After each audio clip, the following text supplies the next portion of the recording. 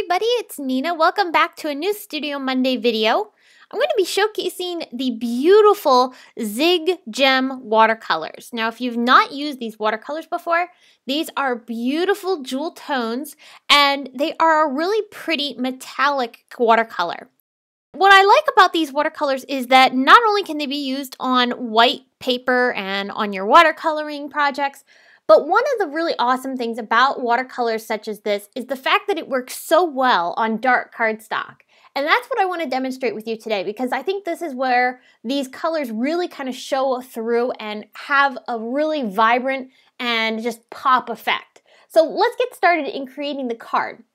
When I was deciding what to do with these watercolors, I knew I wanted to be able to do some coloring on dark cardstock. And the thing that stuck out to me most was that I wanted the outlines to be able to show up really well. So I decided to do some heat embossed outlines, and the images that I'm using here for this card are from Pretty Pink Posh. I've got the beautiful Pretty Petunias stamp set, and then I also have the Hummingbirds, which are from another really cute stamp set, and these are both brand new stamps from Pretty Pink Posh. I'm taking them into my Misty stamping tool, and I'm going to stamp them down with clear embossing ink.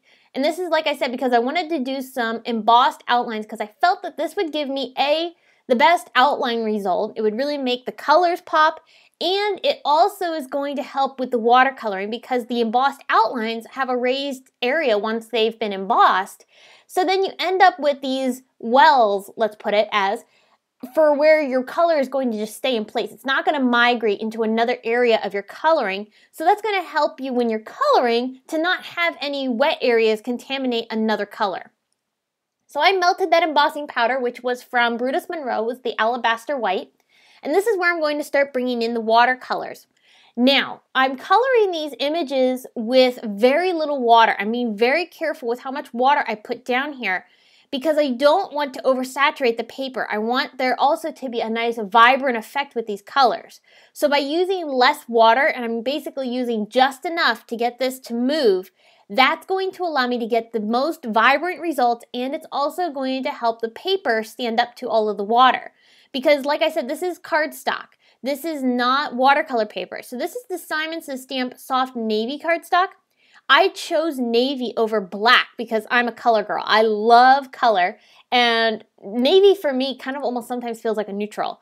So I went ahead and used that navy color to be my base layer for these colors. And in that photo that I showed you at the beginning of this video, you noticed how the colors on the darker cardstock show up so much more vibrantly. And that's what I really loved about doing this on the soft navy versus just regular watercolor paper, is that you get that vibrant effect. So I'm coming in and I'm coloring each of these areas of these hummingbirds and the flowers and just filling in certain areas. I'm not adding shading, I'm just coloring and adding a coat of watercolor over top of every image. Now you can also mix these colors. You can see I use some blue and gold to get a little bit darker effect for that blue tone. And I really like how that looks. So you can also mix and match these colors too to create new ones. For the most part, I stuck with the true vibrant colors that they are, but you can go ahead and mix them together to create new tones. Now, in some cases, you might want to go back over top of other areas. So for instance, I ended up going over with a second layer of the pink because I had some streaking. So I just went ahead and after it dried, added in a second coat, and that gave me a nice smooth finish. So depending on how you're coloring and how it may look when it goes down onto the paper, if you find that you don't really like the coverage, just go back over it. It's easy to go and add in a second layer of color, and it really gives a nice, beautiful effect, as you can see here. At this point, I have colored in all of the images. They are dry, and they're ready to be cut out. So I'm using the coordinating dies. If you don't have the dies, you could definitely fussy cut these images out because they're quite large and very easy to cut. There's not too many intricate areas.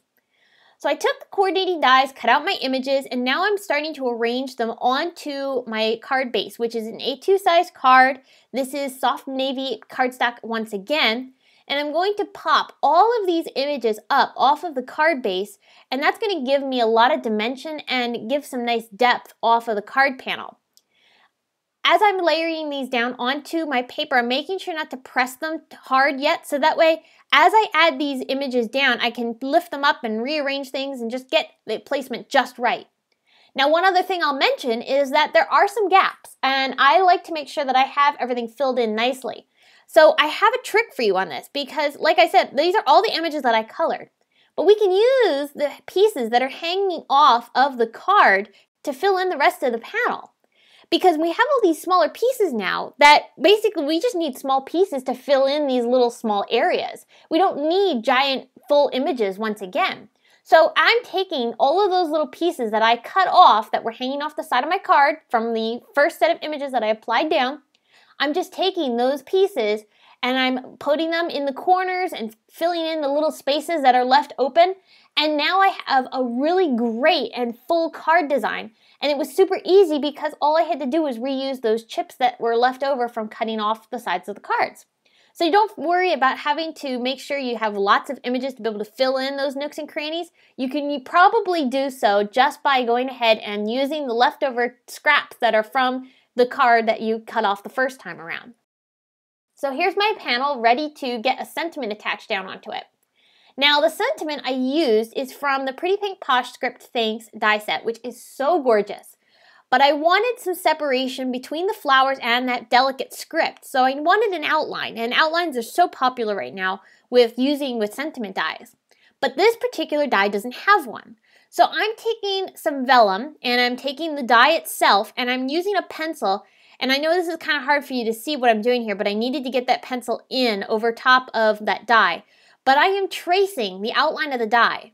That's leaving me with an area that's slightly bigger than my sentiment, just like the die cut outline would have been if there was one. And I can fussy cut this out. And I'm not trying to stick directly to those lines. You don't have to, because I can go back in and erase those areas. And I end up having this perfect outline to go underneath of my sentiment. And it was very simple to do. All I needed to do was trace the outlines of that die itself, the whole shape, and that gave me a perfect outline that's perfectly sized to go with this sentiment. So this is a really great way to give yourself an outline if you don't have one for a die and you want to be able to give it an outline effect. Just go ahead and trace it. It's super easy and it gives fantastic results. So I attached that down onto my card along with the hummingbirds, and then finally I brought in some Nuvo white drops from Tonic Studios, and I added these in and around the flowers to give a little bit more depth and interest to the background. This also ties in some of that white outline, which also helps bring the whole card design together. By pulling in certain colors and areas of an image, like this white outline for instance with the white Nuvo drops, it pulls your whole card together and gives your design a very cohesive look. Alright, so that finishes up this card featuring the Zig Gem watercolors, which are super pretty. I hope that this has inspired you to try them out on your own and create some beautiful cards using these beautiful gem watercolors. They're very fun and very easy to use, and like I said, on dark cardstock, they just pop. So I hope you enjoyed this video. If you did, be sure to check out these other two videos that feature some fun watercoloring techniques that I think you're going to enjoy. Thanks so much for watching. I will be back again very soon with another video, and until then, have a great day. Bye!